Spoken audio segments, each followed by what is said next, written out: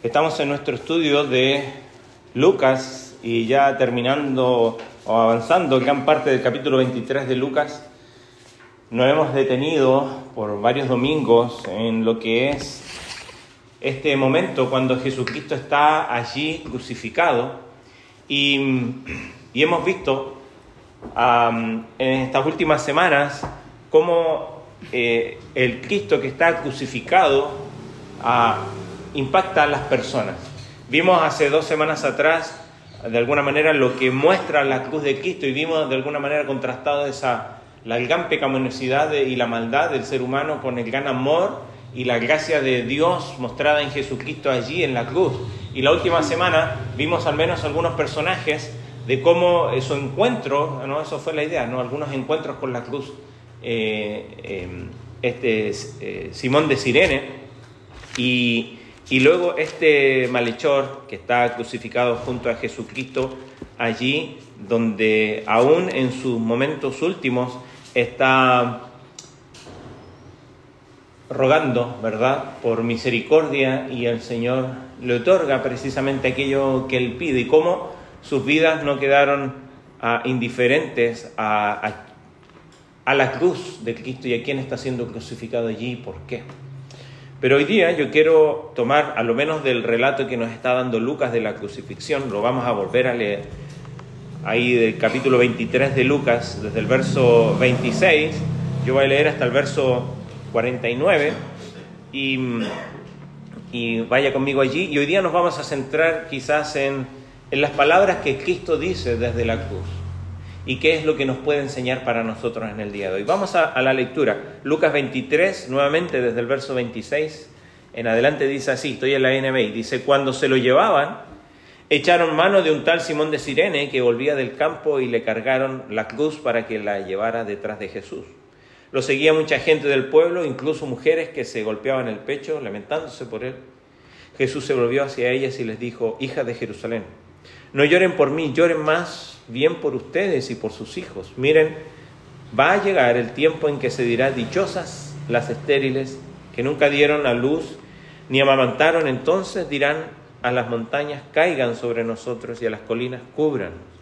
Porque si esto se hace cuando el árbol está verde, ¿cómo no sucederá cuando esté seco? Verso 32. También llevaban con él a otros 2, ambos criminales, para ser ejecutados. Cuando llegaron al lugar llamado la Calavera, lo crucificaron allí junto con los criminales, uno a la derecha y otro a la izquierda.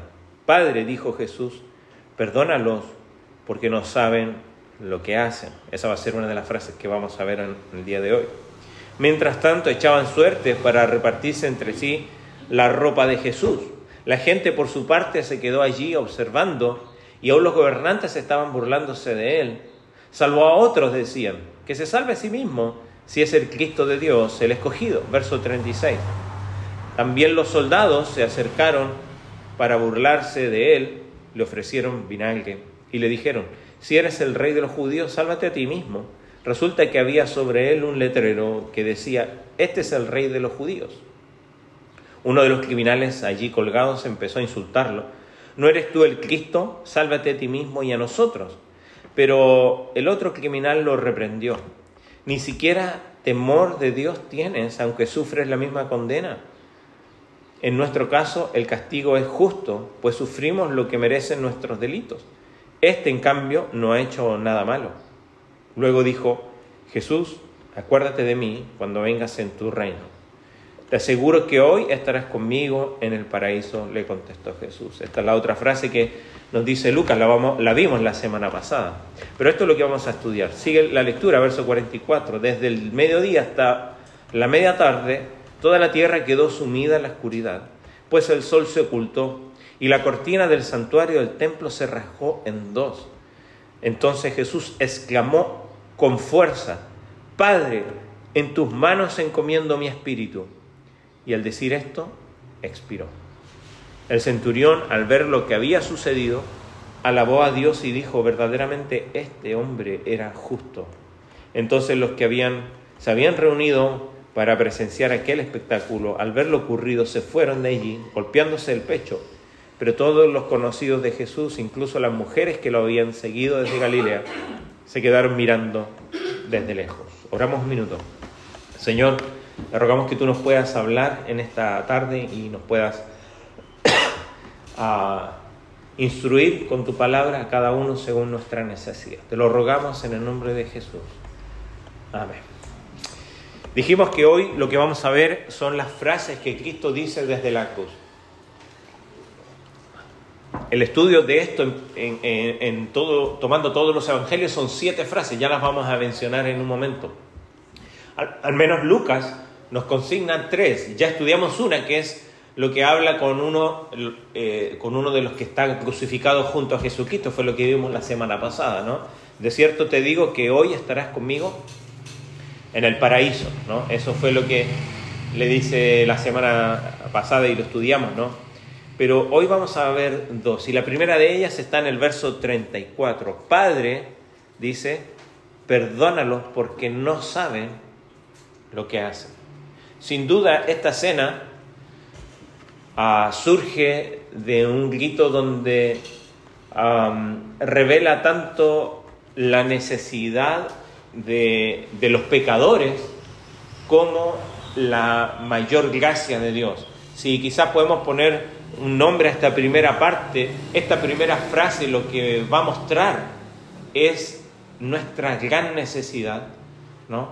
Como seres humanos, y también la mayor gracia de Dios en cuanto a nuestra necesidad. Muchas veces vemos que el mundo tiene necesidades y no siempre todas esas necesidades pueden ser satisfechas o pueden ser cubiertas siempre, a cabalidad.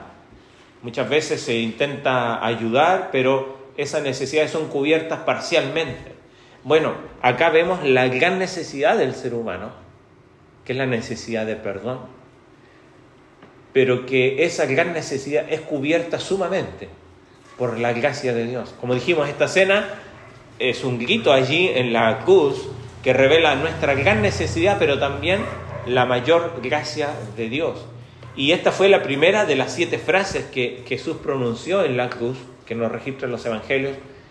Y Lucas, como dijimos, nos dice 3, y hoy vamos a ver la primera y la última, que por lo menos están en el libro de Lucas. Ahora, esta oración de Jesús, como dijimos, revela nuestra gran necesidad. Ahora hagamos un alcance antes de ir a ver qué es lo que revela y qué nos enseña esta frase de Jesucristo, y que podemos sacar lecciones de allí. Es observar un momento qué es lo que no está diciendo Jesús. Porque Él está diciendo una cosa, dice, Padre, perdónalos porque no saben lo que hacen. Y nos podemos preguntar, ¿está perdonando realmente el Señor Jesús a todos los que están allí presentes? ¿A quiénes está otorgando perdón y por qué? Entonces, por lo menos, observar algunos aspectos en lo que esta oración no está diciendo, ¿no? Entonces, al menos esta oración no se trata de una oración pidiendo perdón aparte del arrepentimiento, pues eso es contrario a las Escrituras. Sabemos que el perdón el Señor lo otorga a todo aquel que viene a Él en fe y arrepentimiento. El perdón, ¿no?, que otorga Dios es para todo aquel que en Él cree, ¿no? Y la fe se ha de manifestar en la vida de las personas por medio del arrepentimiento y la fe, que son, podemos decir, son 2 caras de la misma moneda. Por lo tanto, Jesús no estaba otorgando el perdón de Dios a los que lo están crucificando, sin importar cómo siguieran pensando acerca de Jesús. Probablemente muchos de los que están ahí al pie de la cruz posteriormente comprendieron que eran a Jesús, se arrepintieron y creyeron, y por lo tanto Dios les otorgó el perdón que necesitan sus almas, así como lo necesita la nuestra. Pero no es que en ese momento, porque el simple hecho que Jesús está diciendo perdónalos, es que fueron librados de la culpa, ¿no?, de sus pecados.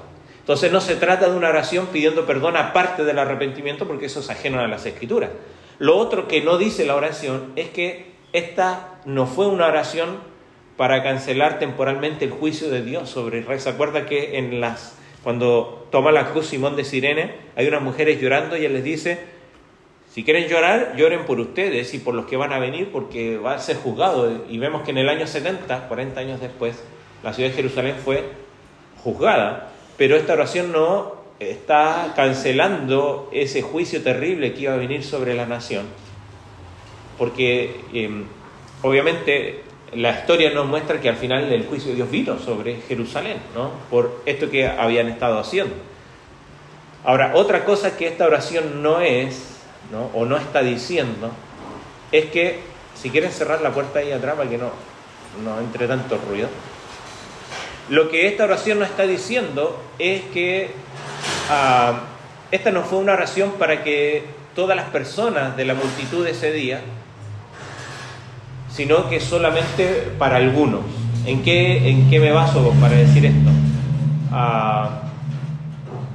El Señor está diciendo perdónalos, pero el perdón real, ¿no?, de alguna manera es para los que están allí.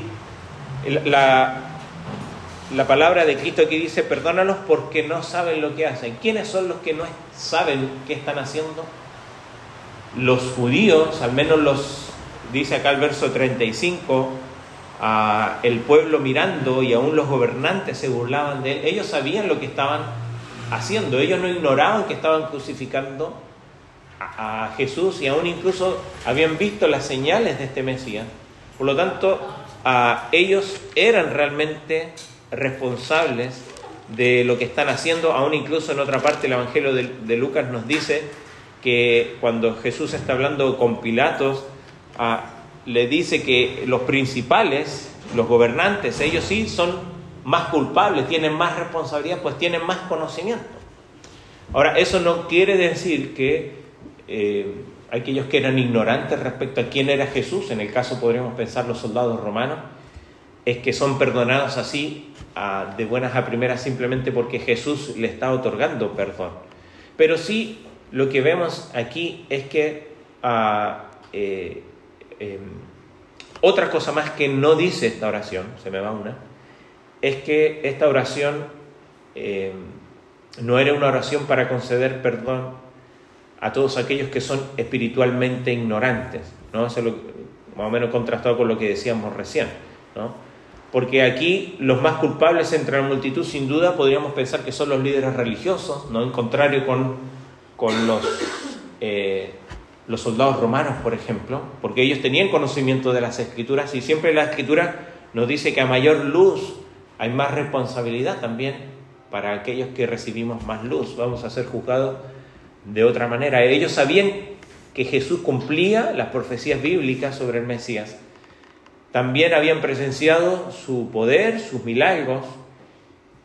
Recientemente había resucitado a Lázaro antes de llegar a Jerusalén y ellos lo habían visto.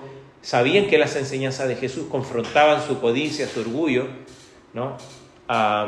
Y el Señor los confronta de alguna manera a ellos, pero lo que sí vemos es que cuando el Señor está diciendo estas palabras, sabemos que no está otorgando un perdón así para todos los que están allí presentes, ya sea porque son ignorantes o tienen más responsabilidad o no.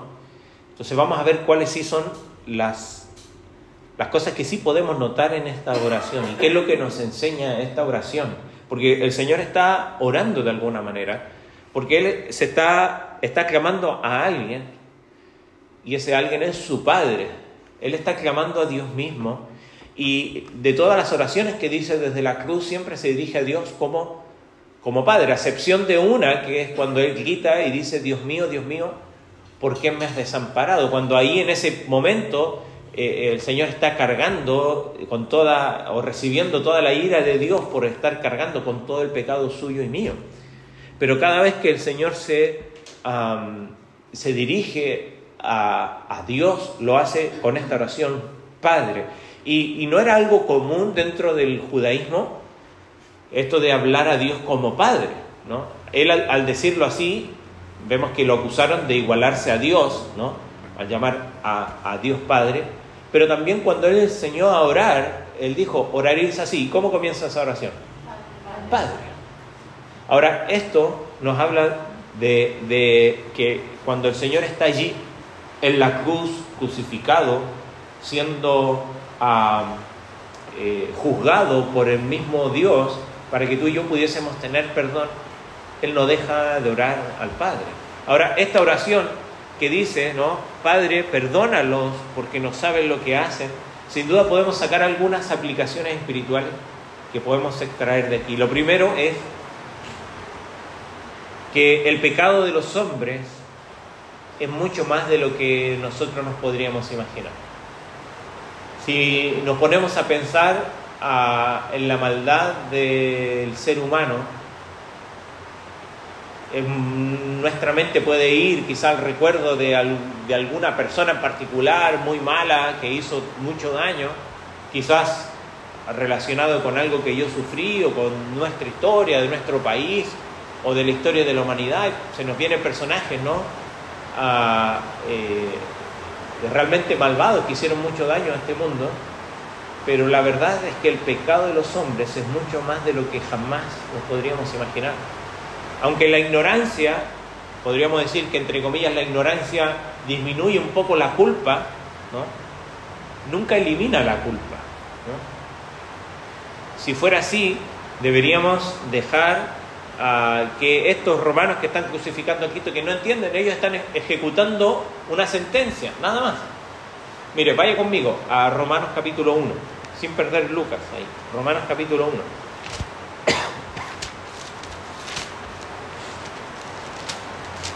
Verso 18 al 20.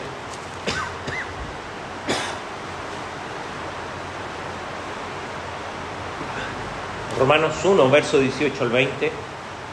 Dice, porque la ira de Dios se revela desde el cielo contra toda impiedad e injusticia de los hombres que detienen con injusticia la verdad. Porque lo que de Dios se conoce, ¿qué dice ahí la Escritura? Les es manifiesto, pues Dios se lo manifestó. Porque las cosas invisibles de Él, su eterno poder y deidad, se hacen claramente visibles desde la creación del mundo, siendo entendidas por medio de las cosas hechas, de modo que no hay excusas. No hay excusas. El pecado, decíamos, de los hombres malvados es mucho mayor de lo que jamás nosotros nos podemos imaginar. ¿En qué lo decimos? En que no hay nadie que quede libre de culpa simplemente porque es ignorante es ignorante de lo que es la condenación por el pecado. Una señal de la conversión genuina es que Dios nos revela cada vez lo más profundo de nuestra pecaminosidad. El momento de nuestra conversión, nuestros ojos son abiertos ¿a qué? A la gracia de Dios. ¿Pero por qué podemos comprender la gracia de Dios? Porque entendemos lo oscuro y lo pecador que es nuestro corazón, ¿no? Cuando realmente venimos a Cristo,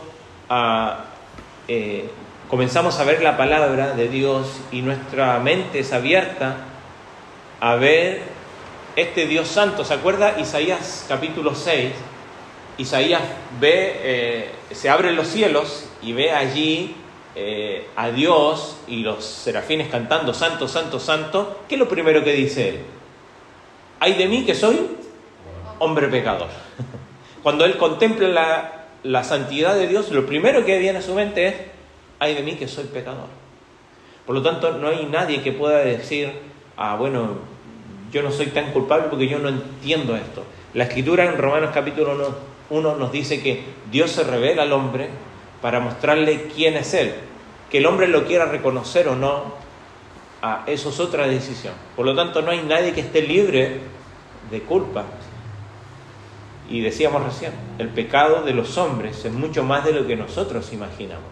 Ahora, con esto en mente, la misericordia de Dios, de este Dios santo, también es mucho más grande de lo que nosotros nos imaginamos. ¿Por qué lo digo? Porque su misericordia se basa en nuestros méritos. El Señor dice, a ver, ustedes son un poco buenos, fuiste bondadoso, voy a tener misericordia de ti.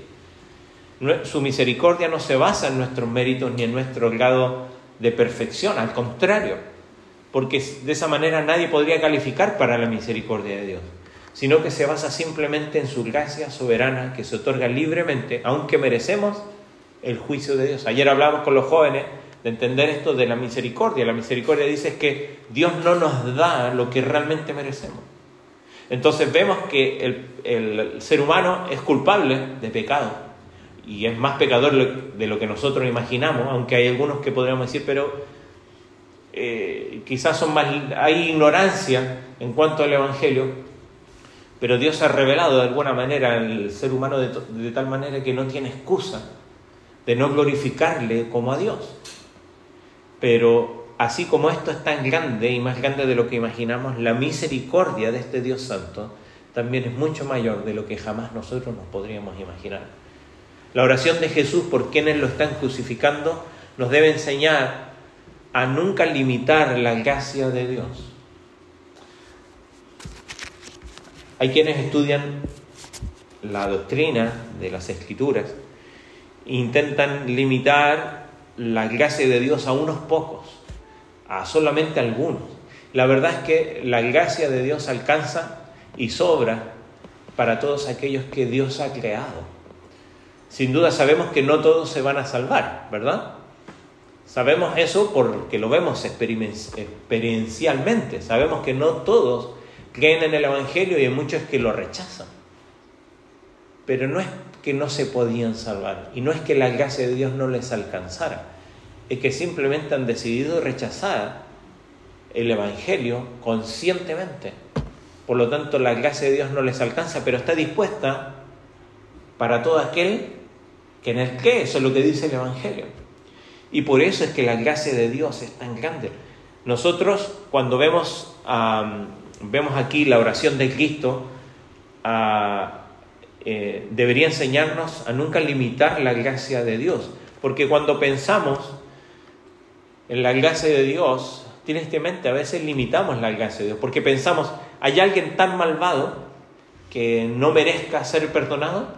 Y quizás en nuestra mente puede salir algún personaje que dijéramos, sí, esta persona no merece ser perdonado por lo que hizo.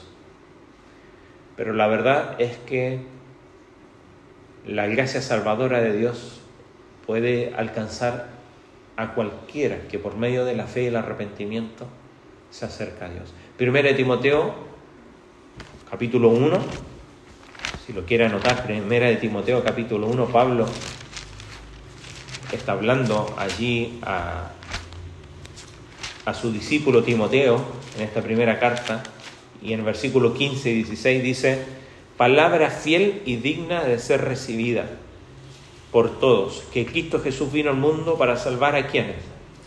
A los pecadores, de los cuales yo soy el primero. No olvidemos que Pablo mató a los cristianos.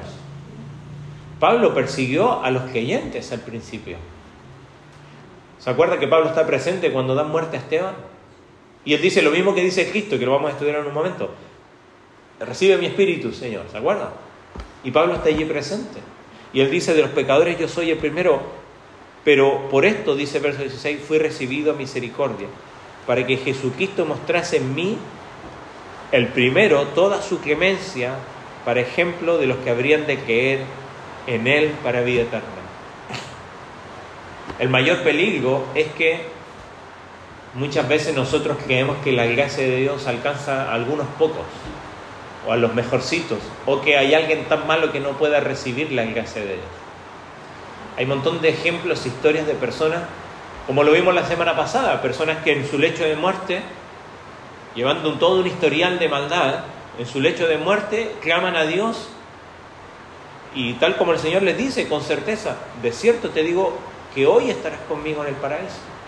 Y eso nos debe a nosotros no traer tristeza, sino que esperanza de tal es el poder de la gracia de Dios que puede salvar a quien Él quiera, no importando su historia. Por lo tanto, siempre hay esperanza. Pero eso nos debe animar a examinar nuestro corazón.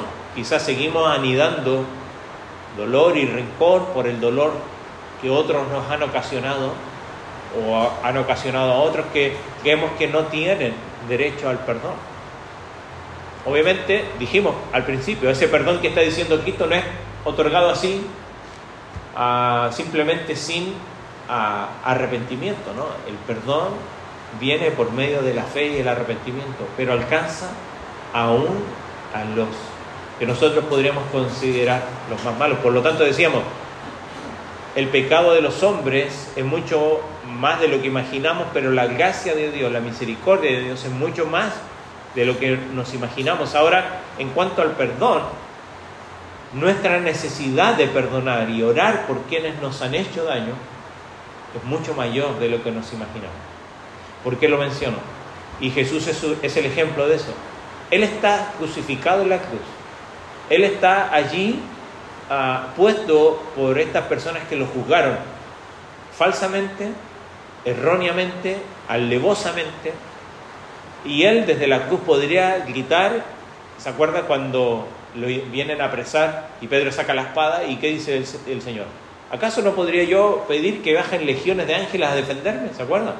Y él podría hacer lo mismo, y quizás, como el rayo que cayó hace un rato, que caiga un rayo y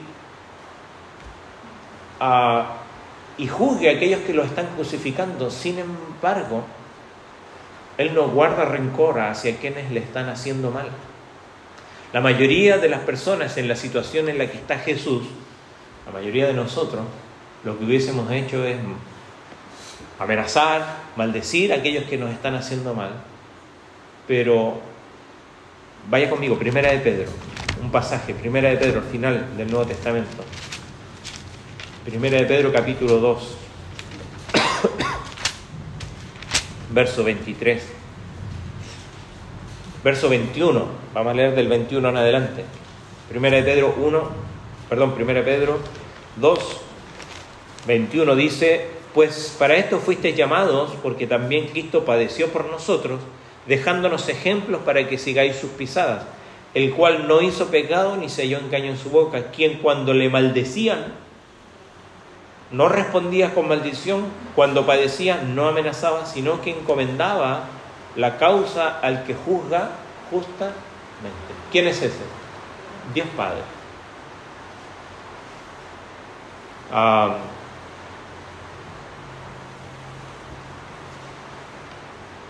Cuando Dios se revela a Moisés, insistió una y otra vez, ¿se acuerdan? Que se mostrara a Moisés.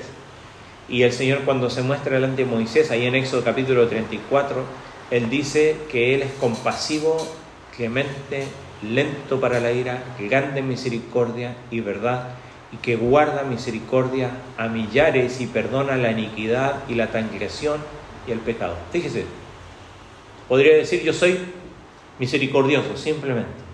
Pero Él dice yo soy compasivo, clemente, lento para la ira, grande en misericordia y verdad, que guarda misericordia a miles, que perdona la iniquidad, transgresión y el pecado. Después de eso, simplemente para contrastar un poco, dice, y que no dejará sin castigo al culpable, y que no tiene por inocente al que es culpable. Pero esto es lo que nos debe llevar, porque estamos viendo que nuestra gran necesidad, nuestra necesidad de perdonar y orar por quienes nos han hecho daño, es mayor de la que nosotros nos imaginamos. ¿Por qué? Porque el Dios que tenemos, hay muchas personas que prefieren tener un Dios lleno de ira, enojado todo el tiempo, castigando a las personas, aunque sabemos que Dios es justo, es santo, y su ira está siempre hasta el colmo por el pecado de los hombres. Pero cuando Él se revela en su carácter, no dice simplemente una cosa para mostrar su misericordia, no dice un sinfín de palabras para poder expresar su corazón, como dice el mismo Pedro. El Señor no tarda su promesa como algunos la tienen por tardanza, sino que es misericordioso, es paciente, para que todos puedan venir al arrepentimiento. Y ese es el Dios que tenemos. Pero eso nos enseña a nuestra gran necesidad de orar y perdonar a aquellos que nos han hecho daño, porque tenemos un Dios que lo hace. Por lo tanto, nosotros también no solamente debemos, sino que podemos hacerlo. ¿Por qué? Como dice ahí Pedro, no juzgaba, no maldecía, sino que encomendaba la causa al que juzga justamente. Y eso es lo que debemos hacer nosotros. Debemos esforzarnos al máximo en mostrar misericordia a quienes nos han hecho daño, y podemos y debemos dejarle el juicio a Dios de estas cosas. Debemos seguir el mandato que nos ha dejado aquí mismo en Lucas, en capítulo 6, cuando dice: amen a sus enemigos, hagan bien a los que los odian, bendigan a los que los maldicen, oren por quienes los maltratan, porque se nos ha perdonado una deuda que jamás podríamos pagar. Por lo tanto, debemos perdonar a quien nos han dañado. Eso no significa que no nos duela, no significa que no tomemos acciones cuando haya que tomar acciones, pero debemos perdonar. El perdón al que más beneficia es al que lo otorga, no tanto al que lo recibe. El que lo recibe, por supuesto, hablando de relaciones personales, ¿no? Porque lo único que hacemos al no hacerlo es anidar rencor, amargura, odio, y obviamente eso no nos hace ningún bien. Por lo tanto, decíamos, nuestra gran necesidad de perdonar y orar por quienes nos han hecho daño es más de lo que nosotros nos imaginamos. Pero por último, en esta parte, nuestra necesidad de confiar en Dios en tiempos de pruebas mucho más de lo que nos imaginamos. Aquí vemos el momento en la historia cuando el mal parecía triunfar. Parece que Dios no está respondiendo y Jesús se dirige a Dios de una manera íntima, buscándole a Él, y le dice: Padre. Se dirigió a Dios de esta manera, como dijimos, excepto de cuando dice: Dios mío, ¿por qué me has desamparado? Y en este momento, cuando Él está cargando nuestro pecado, para que Dios nunca más nos abandonara, Él está buscando a Dios Padre, confiando en Él para su corazón, para la necesidad de su corazón, pero para poder conocer y confiar en Dios como nuestro Padre amoroso en tiempos de prueba, debemos conocerlo antes de que venga la prueba en nuestra vida. Tenemos un Señor Jesucristo que constantemente Él se apartaba ¿para qué? Para orar, para tener intimidad ¿con quién? Con el Padre. Por supuesto, nosotros podemos decir: pero claro, Jesucristo, Dios, Él conocía plenamente quién era el Padre. Pero si Él tenía la necesidad de buscar intimidad con el Padre, ¿cuánto más nosotros? Y en el momento de mayor prueba en su vida, ¿qué es lo que hace? Acude al Padre, ¿no?, en este momento de gran dolor, enseñándonos esto a nosotros, nuestra necesidad de confiar en Dios en el momento más duro de nuestras vidas. Esa necesidad de confiar en Dios es más grande de lo que nosotros nos podamos imaginar. Jesús conocía a Dios íntimamente como su Padre, y nosotros debemos hacer lo mismo. Ahora, algunas preguntas antes de pasar a lo último. ¿Hemos orado alguna vez esta oración de Jesús en nuestra vida? Hemos dicho: Señor, perdónalos. Señor, perdónanos. ¿Conocemos el perdón de Dios porque hemos puesto nuestra confianza en Él? Quizás hay rencor en nuestra vida contra aquellos que nos han hecho daño, y eso simplemente, si no lo sacamos de allí, ¿se acuerda que dice Hebreos? Cuidado de que alguien guarde raíz de amargura, porque lo único que va a hacer es que va a dar fruto y va a contaminar a muchos. Y van a dejar de alcanzar la gracia de Dios, dice ahí Hebreos 12:15. Debemos rogar a Dios que la gracia de perdonar y que su misericordia llegue a nuestra vida. ¿Para qué? ¿Para acumularla solamente? Sino para que esa gracia y misericordia pueda ser también y fluya a través de nosotros. Y aquellos que están a nuestro alrededor puedan notar que a pesar de que hay pecado en nosotros y en los demás, hay gracia de parte de Dios y misericordia para todo aquel que la busca realmente. Pero tenemos esta última frase. Señor, al verso 46, Él clamó a gran voz y dijo: Padre, en tus manos encomiendo mi espíritu. Las últimas palabras de Cristo registradas aquí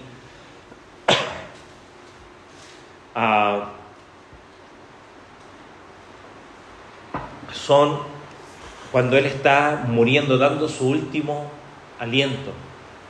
La historia registra a las últimas palabras de grandes personajes, pero ha sido llamativo y sin duda aparentemente contradictorio en la historia del cristianismo, especialmente en los primeros siglos y en tiempos de persecución, donde los cristianos han sido muertos a causa del Evangelio, que sus últimas palabras sean, en vez de pedir misericordia para que no les hagan daño. Yo, leyendo estos días acerca de la historia en Inglaterra de cuando eran perseguidos, hay una historia de unos hermanos que están siendo quemados en la hoguera en Inglaterra por predicar el Evangelio.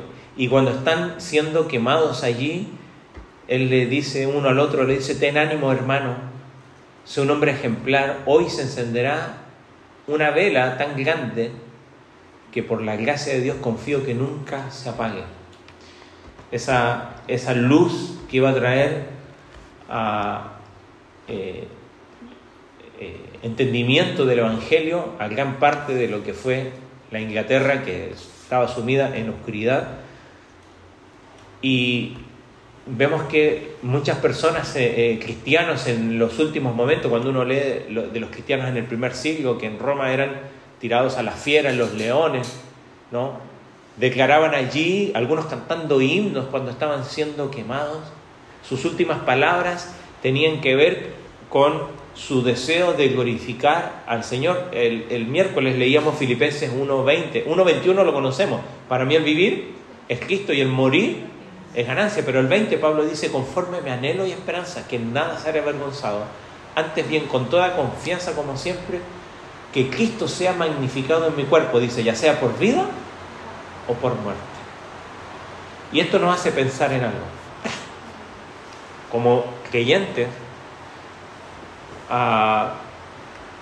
no solamente queremos vivir para su gloria, y el mismo Pablo lo dice ahí en Filipenses 1, que dice que se nos ha concedido no solamente que creamos en Él, sino que también padezcamos por Él. Pero también no solamente queremos vivir para su gloria, sino que también morir para su gloria. La muerte no es algo que queremos enfrentar, pero si pensamos de esta manera, que en cualquier momento nuestra vida va a acabar, ¿es consciente de eso, no? No sabemos ni el día ni la hora en que el Señor venga por nosotros o partamos de este mundo. Por lo tanto, nuestro deseo como creyentes es no solamente vivir bien para Cristo, sino que también terminar y morir bien para Él. Dijimos que Jesucristo da muchos gritos aquí en la cruz. El primero de ellos es este que vimos hace un momento: Padre, perdónalos porque no saben lo que hacen. El segundo es de salvación, cuando le dice al que está al lado suyo: de cierto te digo que hoy estarás conmigo en el paraíso. El tercer grito, o el tercer, sí, como un grito allí cuando le habla a su madre y a Juan, ¿no? He aquí tu hijo, he aquí tu madre. El cuarto es esta declaración, ¿no? Este grito de clamor: Dios mío, ¿por qué me has desamparado? El quinto es cuando dice: tengo sed, y le traen vinagre. El sexto grito es: consumado es, cuando él dice: ya fue pagado. Pero el último, estas palabras, el grito para morir. Normalmente las personas cuando están en su lecho de muerte van a decir sus últimas palabras. A los que ven el cine siempre lo vemos retratado así, ¿no? Y quieren decir algo, las personas tienen que acercarse para escuchar el último susurro de las personas que van a decir algo. Pero el Señor Jesucristo, en vez de dar un suspiro al final, como la mayoría de las personas que están a punto de morir, Jesús pronuncia sus últimas palabras con una voz bastante potente. El texto nos dice que, verso 46, clamando a gran voz gritó: Padre, en tus manos encomiendo mi espíritu. Sus enemigos lo habían acusado de llamar a Dios su Padre, ¿no? Equiparándose a Dios de esa manera en Juan capítulo 5. Se burlaron de él en la cruz, diciendo que Dios ya no se deleitaba en él, por lo tanto no lo iba a rescatar. Pero Jesús aquí demuestra que incluso en este momento Dios seguía siendo su Padre y que él confiaba en que el Padre le iba a recibir en este momento. Cuando vemos a Jesús incluso aquí en sus últimos alientos mientras vivía, ¿no? Sus últimos segundos de vida, él está dependiendo completamente del Padre, sumiso a su voluntad. Y con estas últimas palabras Jesús nos muestra no solamente cómo vivir bien para Él, sino también cómo morir bien para Dios. ¿Y qué nos enseña? Bueno, como mencionamos hace un momento, confiar en Dios significa conocerlo como Padre aún en nuestras pruebas más duras, ¿no? Conocerlo realmente como Padre. Las primeras palabras que se registran de Cristo están en Lucas capítulo 2, cuando Él tenía 12 años y está ahí en el templo. ¿Se acuerda que dice? No sabían que me es necesario estar en los asuntos ¿de quién? De mi Padre. Los últimos 3 gritos de Jesús en la cruz fueron oraciones que se dirigen a Él como Padre. J.I. Packer, un gran escritor, en un libro muy conocido que se llama Conociendo a Dios, él dice lo siguiente. Dice, si quieres juzgar qué tan bien una persona comprende el cristianismo, averigua cuánto importancia le da a la idea de ser hijo de Dios y de tenerlo a Él como su Padre. Si este no es el pensamiento que impulsa y controla su adoración, sus oraciones y toda su perspectiva de la vida significa que no comprende bien el cristianismo. El cristianismo no es una lista de cosas. El cristianismo nos da una identidad nueva y nos dice que hemos sido adoptados en la familia de Dios, por lo tanto ahora tenemos el derecho de ser llamados hijos, por lo tanto ahora tenemos un Padre que nos ama, que nos cobija, que nos recibe. ¿Y por qué Padre? El Padre puede ser signo de autoridad, donde el Hijo obedece al Padre, signo también de afecto, donde el Hijo permanece en el amor del Padre, símbolo de comunión, donde el Hijo está con el Padre, pero también símbolo de honor, donde el Padre quiere honrar al Hijo. ¿Se acuerda? Cuando el Señor se está bautizando, dice, he aquí mi Hijo, en quien tengo complacencia. Y quizás nos debemos preguntar, ¿conozco a Dios de esta manera? Íntimamente como mi Padre. Incluso cuando se pone la prueba más severa, Jesucristo, no puede haber un punto más crítico en su vida. Quizás no hemos tenido un punto tan crítico en nuestra vida como el que está teniendo Cristo aquí. Y Él se dirige a Dios como Padre. En el último momento, confiar en Dios significa, como dice el himno, llevar todo a Dios en oración, ¿no? Porque lo que hace aquí Jesucristo es que Él está orando al Padre y nos enseña que en los momentos más críticos podemos confiar en nuestro Padre y traer las cosas a Él en oración. Pero no solamente eso, sino que significa apoyarse en las promesas de su palabra. Si quiere buscar, vaya al Salmo 31. Salmo 31, si bien es un salmo de David, dice, en ti, oh Jehová, he confiado, no sea yo jamás confundido, líbrame en tu justicia, inclina a mí tu oído, líbrame pronto, sé mi roca fuerte, fortaleza para salvarme, porque tú eres mi roca y mi castillo, por tu nombre me guiarás y me encaminarás, sácame de la red que han escondido para mí, pues tú eres mi refugio, en tu mano encomiendo mi espíritu. Tú me has redimido, obviamente esto no lo dice el Señor, ¿no? Jehová, Dios de verdad. Pero Él cita literalmente esta palabra. Padre, en tu mano encomiendo mi espíritu. Él está, así como cita el Salmo 22, cuando dice, Dios mío, ¿por qué me has desamparado? Él está allí clamando a Dios, citando las Escrituras, no solamente porque tenía conocimiento de ellas, sino que porque en ella es donde Él podía encontrar el refugio que su alma necesitaba. Si hay algo que realmente alienta nuestra alma es cuando leemos los salmos, pero los leemos como una oración para nosotros también. Y hacerla como una oración delante de Dios, leyendo estos salmos. Hay uno de los salmos, no me acuerdo ahora el número, donde David dice, ¿hasta cuándo? ¿Hasta cuándo, Dios? ¿Hasta cuándo? Un montón de preguntas. ¿Hasta cuándo no nos va a rescatar? ¿Hasta cuándo va a permitir el dolor? ¿Hasta cuándo? Y no son las oraciones que a veces hacemos a Dios. Y podemos, ¿no?, confiar en Dios apoyándonos en las promesas de Dios, porque la mayoría de los salmos terminan con esta idea, ¿no? Señor, todo es difícil, pero tú eres mi refugio. En ti encuentro descanso para mi alma. En ti hay salvación. En ti hay esperanza. Tú no rechazas el corazón que viene a ti contrito y humillado. En fin, lo vemos en la tentación de Cristo, que Él cita las Escrituras, ¿verdad? Por lo tanto, las Escrituras están en Él, pero no están de una manera mecánica, sino que hay un conocimiento, pero una relación de las Escrituras para su vida.